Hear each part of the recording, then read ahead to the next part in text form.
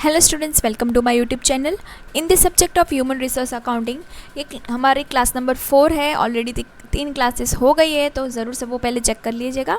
आज के इस वीडियो लेक्चर में हम मेजरमेंट मेथड्स देखेंगे ह्यूमन रिसोर्स अकाउंटिंग की, and implication of HRA for the organisation भी इन डिटेल अच्छे से देखेंगे।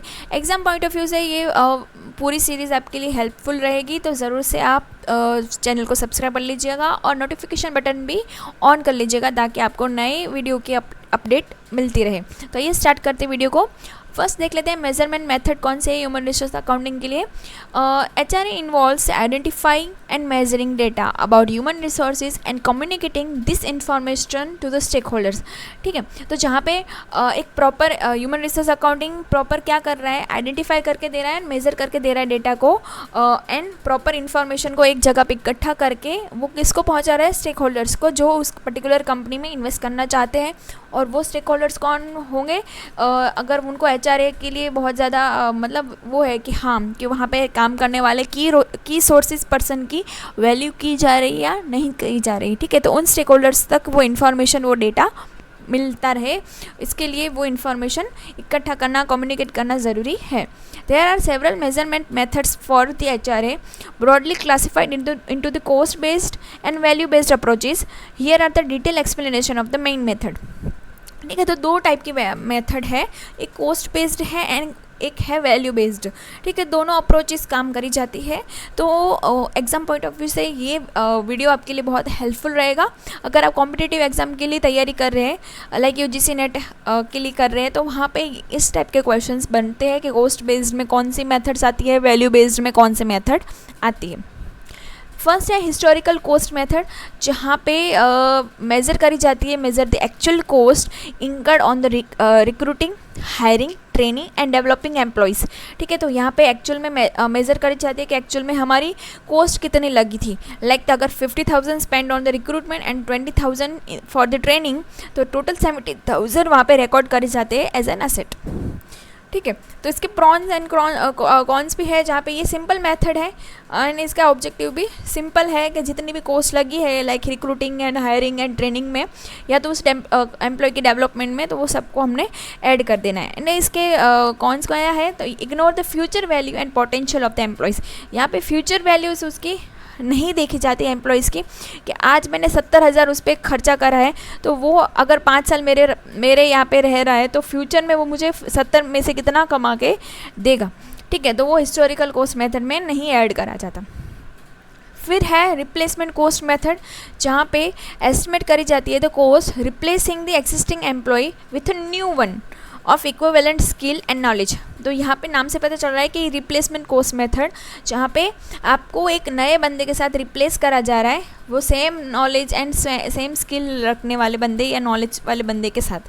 ठीक है, तो इसके example like the replacing senior manager में कॉस्ट 5 लाख टुडे। ठीक है, आपको वहाँ पे अगर ऐसे देखा जाता है कि अगर अभी एग्जिस्टिंग एम्प्लॉय को नए वाले एम्प्लॉय के साथ अगर एक्सचेंज करूँ तो क्या वैल्यू निकलेगी। ठीक है, तो ये मोर रियलिस्टिक है in term of the current market condition. ठीक है, क्या अगर मेरी अभी हम काउंट करके वैल्यू करें यहाँ पे लाइक 1 पर्सन की, तो वो 3 लाख आ रही है। ठीक है, और अगर नए मैनेजर को यहाँ पर बात करी 5 लाख। ठीक है, तो आप क्या करना पसंद करोगे, कि अगर कॉस्ट की बात करें तो आप 3 लाख में ही मेंटेन करके चलना पसंद करोगे। तो कौन क्या is difficult to estimate accurately, varies with the market. ठीक है, तो प्रॉपर एस्टिमेट हम नहीं दिखा सकते कि करंट में एक्चुअल में उसकी वैल्यू कितनी रहेगी। फिर नेक्स्ट मेथड है अपॉर्चुनिटी कॉस्ट मेथड, जहाँ पे use the value of the best alternative use of the employees like the what another department would be willing to pay. Other department की बात करें अपॉर्चुनिटी, अगर like department A wants an employee from the department B and offered 1 lakh, that's their value। ठीक है, कि same department में अगर हम एक्सचेंज कर रहे हैं, तो वहाँ पे बिडिंग करी जाती है, लाइक के ए डिपार्टमेंट वाले को बी डिपार्टमेंट से कोई बंदा चाहिए, तो वो बोल रहा है कि वहाँ पे अगर तुम्हें 80,000 मिल रहे हैं, हम 1 लाख देंगे। ठीक है, तो वो 1 लाख उसके अपॉर्चुनिटी कॉस्ट है। ठीक है, लाइक दैट, मतलब वो उसकी 20,000 उसकी अपॉर्चुनिटी कॉस्ट है कि वो वहाँ पे जा सकता है, उसको 20,000 वहाँ पे एक्स्ट्रा मिल रहे हैं। तो वहाँ पे प्रॉस क्या है इसकी, कि reflect the economic value of the employees. आपको एक्चुअल वैल्यू दिखने को मिलेगी कि वहाँ पे 20,000 का जो डिफरेंस आ रहा है वो एक्चुअल में उसकी वैल्यू अपॉर्चुनिटी कॉस्ट की वैल्यू आ जाएगी। ये इग्नोर कर रहा है दोस्त विदाउट द अल्टरनेट यूजेस में create the internal bidding issues. यहाँ पे इंटरनल बिडिंग इशू हो सकता है, ठीक है, कि हम सेम डिपार्टमेंट में एक ही कंपनी के सेम अलग अलग डिपार्टमेंट में से बंदों को ऐसे एक जगह से दूसरी जगह उसको भेज रहे हैं, ठीक है, तो उसकी वजह से वहाँ पे इशू इंटरनल इशू क्रिएट हो सकती है। फिर है स्टैंडर्ड कॉस्ट मेथड, जहाँ पे assign a standard cost for different employees categories wise, like skill employee की अलग कैटेगरी, अनस्किल की अलग, like the all skill workers में बी वैल्यूड एट 1 लाख, ठीक है, हर स्किल की, ठीक है, उस स्किल में सभी आ जाएंगे जितने भी स्किल वर्कर्स हैं, लाइक IT के हो गए, एडवर्टाइजमेंट के हो गए, या फिर HR हो गए, मतलब हर स्किल एम्प्लॉय की अलग ही।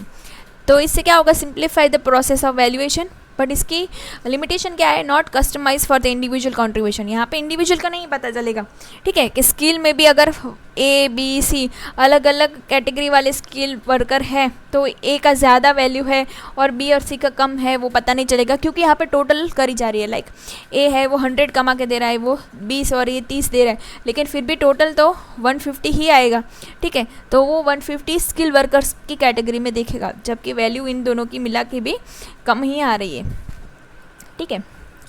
फिर present value of future earning method है, वो क्या बोल रहा है, calculate the present value of an employees estimated future earning till retirement. तो यहाँ पे रिटायरमेंट तक की बात कर रहे हैं कि अगर इस प्रेजेंट एम्प्लॉय को हमने फ्यूचर अर्निंग के लिए रखेंगे, लाइक तक कितना, तो एक फॉर्मूला है, आप लिख लीजिए, मैं आपको बताती हूँ।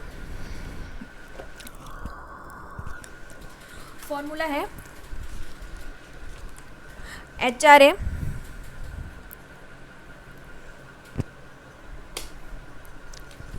Equal to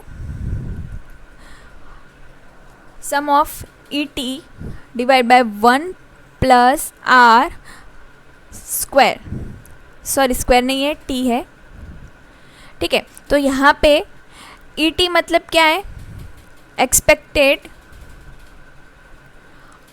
earning in year,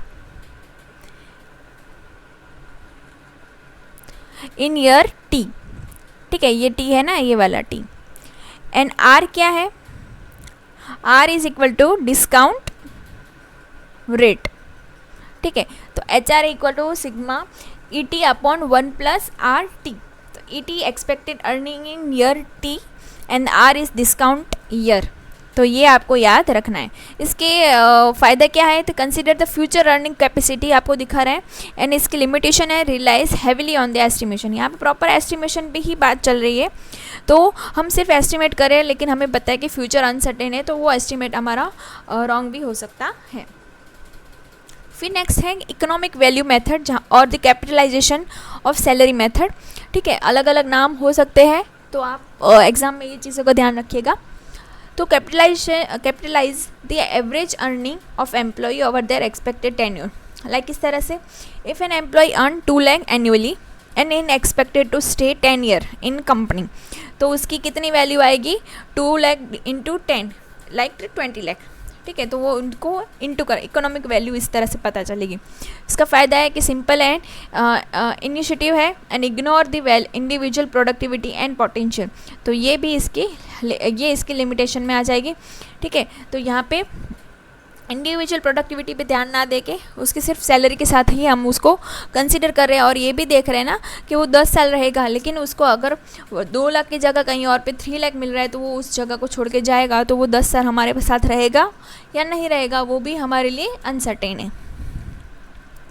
फिर है रिटर्न ऑन एफर्ट मेथड, जहाँ पे attempt to measure the output और performance related to the human input, like हमने जितना इनपुट डाला उसके अकॉर्डिंग कितना आउटपुट आएगा, लाइक द परफॉर्मेंस लिंक्ड है, परफॉर्मेंस उसके साथ लिंक्ड है।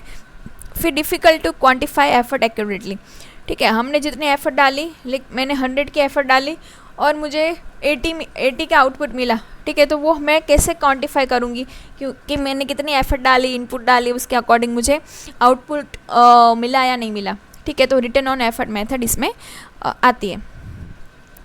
फिर है adjusted discount future wages model, जिसको लाइकेट्स मॉडल भी कहा जाता है। इसके measure the present worth of the future earning adjusted by the efficiency, experience and skill level. ठीक है, तो ये कीवर्ड्स आ जाते हैं। आपको कहीं भी ऐसा लगे ना कन्फ्यूजन लग रहा है कि सब जैसे ही मेथड लग रही है, तो नाम में भी उसका कुछ ना कुछ कीवर्ड्स छुपे हुए होंगे। और उसके डिस्क्रिप्शन में भी देखो मैंने यहाँ पे कीवर्ड्स बताए गए कि efficiency, experience and skill level की बात करेंगे तो वो लाइकेट्स मॉडल में है या फिर डिस्काउंटेड मेथड में। इसके फ़ायदे क्या है? More redefined then the basic present value model. And इसकी डिफरेंस क्या है, लिमिटेशन क्या है? कॉम्प्लेक्स एंड सब्जेक्टिव हो जाती है। ठीक है, कि किसी के लिए efficiency and experience and skill level कुछ और हो सकती है, और किसी के लिए वो एक्सपीरियंस इतना हम बोल सकते मायने नहीं रखता होगा। ठीक है, यहाँ पे ये आपके लिए बहुत अच्छी हो गई है यहाँ पे कि यहाँ पे आप एक बार स्क्रीनशॉट ले लीजिएगा और नोट डाउन कर लीजिएगा, जिसकी वजह से आपको type exam, specially competitive exam के लिए यहाँ से एग्जाम में क्वेश्चन आते हैं कि हिस्टोरिकल कॉस्ट है तो वो कॉस्ट बेस्ड मेथड है, फोकस कर रही है एक्चुअल एक्सपेंसेस इनकट पे, कि लिमिटेशन है कि इग्नोर द फ्यूचर पोटेंशियल। फिर रिप्लेसमेंट है तो वो भी कॉस्ट बेस्ड है, जहाँ पे market value to the replace. ठीक है, अगर आपको किसी के साथ रिप्लेस करा जाए तो आपकी क्या वैल्यू आएगी, तो हार्ड टू एस्टिमेट है। फिर अपॉर्चुनिटी कॉस्ट है, वो वैल्यू के साथ कनेक्टेड है, जहाँ पे बेस्ट अल्टरनेट यूज़ देखा जाएगा and not applicable to the all employees. फिर द स्टैंडर्ड कॉस्ट है, वो कॉस्ट बेस्ड मेथड है, जहाँ स्टैंडर्ड वैल्यूएशन पर ग्रुप दिखा जाएगा। ठीक है, लाइक द कस्टमाइजेशन। फिर present value of the future earning है, वो वैल्यू बेस्ड है, जहाँ पे फ्यूचर इनकम पोटेंशियल देखी जाएगी, estimation based on the dependent. फिर इकोनॉमिक वैल्यू है, वो वैल्यू पे ही है, जहाँ पे कैपिटलाइज सैलरी देखी जाएगी and ignore the qualitative aspects. And return on effort है, वो वैल्यू बेस्ड है, जहाँ पे प्रोडक्टिविटी वर्सेस एफर्ट देखा जाएगा, जहाँ hard to quantify input. And Likert's model है, वो वैल्यू बेस्ड है, जहाँ एफिशिएंसी एंड एडजस्टमेंट वैल्यू देखी जाएगी, जहाँ पे थोड़ा ये कॉम्प्लेक्स टू अप्लाई है। ठीक है, तो पहले तो आपको यहाँ पे कॉस्ट कौन सी है, वैल्यू कौन सी है, एक बार अच्छे से देख लीजिएगा। फिर इम्प्लीकेशन क्या है एचआरए फॉर द ऑर्गेनाइजेशन में, अगर ह्यूमन रिसोर्स अकाउंटिंग को इस तरह से हम क्यों काउंट करते हैं, क्यों काउंट करनी चाहिए, कौन से क्यों मेथड ये इस्तेमाल कर रहे हैं, तो यहाँ पे कैपिटल एंड सपोर्ट के लिए, बेटर डिसीजन मेकिंग के लिए हम करते हैं। तो कौन सी है? The first better decision making, जहाँ पे ये हेल्प करेगा like if HRA show the high value in the team management might prioritize the retention strategy for their group. ठीक है, अगर वो टीम पे लिए हाई वैल्यू दिखाएगा तो वो क्या होगा उस चीज़ में कि वो देखेगा कि उस टीम में काम करने वाले अगर 5 लोग हैं ABCD, ठीक है, तो उन 5 लोगों को कंपनी चाहेगी कि वो उनके साथ लंबे समय तक रहे। ठीक है, तो it help the manage in making inform HRA related decisions like hiring, training, promotion and down sizing. ठीक है, it encourage the long term perspective on the workforce planning and investment. ठीक है, वो देखेगा यार कि मेरे HRA हमको काउंट करके देखेगा कि स्किल वर्कर है, हमने देखा अब स्किल वर्कर की स्किल मेथड है, तो वहाँ पे देखेगा स्किल वालों की 1 लाख वैल्यू आ रही है, तो वो उन 5 स्किल वाले लोगों को मेंटेन करने की कोशिश करेगा। फिर है ह्यूमन कैपिटल वैल्यूएशन, जहाँ पे HRA allow for the quantification of human asset, treating them similarity to the physical or financial asset. It improve the transparency in financial statement and help the merger and acquisition. Like during the company valuation, knowing the worth of the employee expertise and experience enhance the negotiation.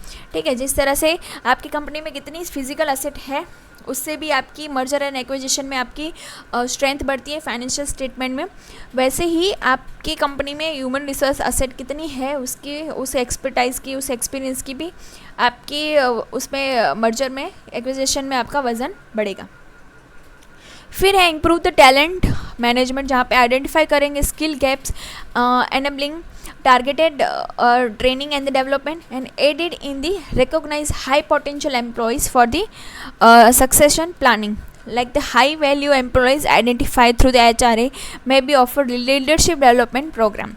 ठीक है, हम देखेंगे कि जो high potential employees होंगे उनको हम अपने यहाँ पे लंबे समय तक किस तरह से जुड़े रख सकते हैं, तो वहाँ पे उनके लिए लीडरशिप डेवलपमेंट प्रोग्राम हम ऑफर करेंगे, जिसकी वजह से उनको भी वैल्यूएशन फील होगी और उनका टैलेंट इम्प्रूव होगा। फिर है performance evaluation and return on investment जहाँ पे assess the return on investment on the employee training and development, help to justify the cost of learning and development and initiate to the stakeholders. Like if employee value increase after a training program, it reflect the program's effectiveness. अगर हम देखें particular एक example कि employees की हमने कोई training करवाई और उसकी वजह से उनकी ग्रोथ बढ़ रही है, उनकी प्रोडक्टिविटी बढ़ रही है, ठीक है, तो उसकी वजह से क्या होगा, परफॉर्मेंस इवैल्यूएशन उनका बढ़ेगा, रिटर्न ऑन इन्वेस्टमेंट उनकी बढ़ेगी. फिर स्ट्रेटेजिक वर्कफोर्स प्लानिंग जहाँ पे enables a predictive modeling about the workforce behavior and value over the time, which support the optimal allocation of the human resources across the department or the project. Like the department with the declining human capital value may need a restructuring or reskilling.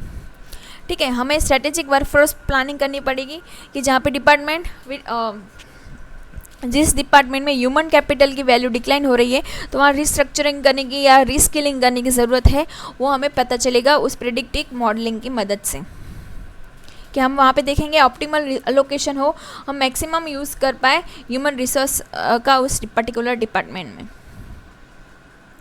फिर employ motivation and engagement जहाँ पे when employee realize that they are consider asset, their sense of belonging and motivation increase, build a culture of the recognition and respect for the employee contribution. Like communicating HRA value can reinforce the importance of the employee roles in the success. ठीक है, अगर हम employ से भी उनकी राय ले, उनको innovation के लिए चांस दे, इम्पोर्टेंस फील करवाए, तो उनको भी लगेगा कि बिलोंगिंगनेस फील होगी, मोटिवेशन उनका बढ़ेगा, तो वहाँ पे उनकी एंगेजमेंट बढ़ जाएगी, वर्क कल्चर के लिए उनको रिस्पेक्ट बढ़ेगी. फिर है रिस्क मैनेजमेंट जहाँ पे help the identify risk related to the loss of key talent और the declining skill relevance, which supported creating contingency plans like the backup hiring or knowledge transfer programs. For example, an aging workforce with high HRA value signals the need for the timely replacement or mentoring. ठीक है, जहाँ पे हमें लगेगा कि हमारी group में जो एजेड पर्सन है उनकी बहुत ज़्यादा लोग हैं, मतलब अगर 10 लोग हैं तो 10 में से 6 लोग एजेड है, बहुत मतलब एज हो गई है, तो हमें पता चल जाएगा कि अभी टाइम हो गया है कि हम न्यू टैलेंट को हायर करें, या तो हमारे पास कुछ ऐसा बैकअप होना चाहिए कि जिसकी वजह से हमारा वो टाइम बच जाए कि हमें इनको रिप्लेस करना है, या तो उनको और ज़्यादा मेंटरिंग करनी है. फिर कंप्लायंस एंड कॉर्पोरेट गवर्नेंस जहाँ पे strengthen the organizational transparency and alliance with ESG like the environmental, social and governance, and CSR like corporate social responsibility matrix जहाँ पे enhance the reporting under the integrated reporting framework. अभी companies को CSR भी maintain करके रखना है, ESG भी करनी है, जहाँ पे company showcasing HRA data in report demonstrate the social responsibility in employees management. ठीक है, तो उनकी भी सोशल रिस्पॉन्सिबिलिटी में आती है कि आपके यहाँ पे काम करने वाले जो एम्प्लॉयज़ है उनको आप कितनी सैलरी देते हो, कितनी छुट्टियाँ मिलती है, और कितनी उनकी सेफ्टी का आप ध्यान रख रहे हो, इंश्योरेंस है या नहीं, तो वो सभी चीज़ें कंप्लायंस आपको फिल करनी होंगी. फिर है कोस्ट कंट्रोल एंड ऑप्टिमाइजेशन जहाँ पे help the organisation manage the HR cost by the identifying low return on investment department और the roles, allow for the allocation of the budget to higher impact human asset, like the comparing HRA values across the team can lead to rebalancing HRA investment. ठीक है, आपको coast control पता चले कि हमने जितनी coast budget बनाया था उसके अकॉर्डिंग वर्क हुआ है या नहीं. HRA वैल्यू कंपेयर करेंगे टीम के साथ कि अगर कुछ इनबैलेंस हो रहा है तो वहाँ पे रीबैलेंस की किस तरह से हम HR में ह्यूमन रिसोर्स किस तरह से इन्वेस्टमेंट हमने करनी है, कि रिक्रूटमेंट का बहुत ज़्यादा खर्चा हो गया, ठीक है, तो उसके अकॉर्डिंग हमने किस तरह से चीज़ों को मेंटेन करके चलना है. फिर है brand image and the investment confidence जहाँ पे projects and image of the being people centering organization and increase the investor confidence by highlighting the value and productivity of the workforce, like the investors में favour organization that demonstrate the talent stability and intellectual capital. ठीक है, हमें brand image and investor confidence maintain करना है तो हमें showcase करनी होगी, हाईलाइटिंग करनी होगी कि हमारे पास जो वर्कफोर्स है उसकी कितनी वैल्यू है, कितना वो प्रोडक्टिविटी वाला है, और इन्वेस्टर का कॉन्फिडेंस हमें इंक्रीज़ करना होगा. ठीक है, ये दिखाना होगा कि हमारे पास स्टेबल रहने वाले एम्प्लॉयज़ बहुत ज़्यादा हैं जिसकी वजह से हमारे इंटेलेक्चुअल कैपिटल बढ़ी हुई है। तो आई होप सो इस वीडियो से आपको हेल्प मिली होगी। Thanks for watching.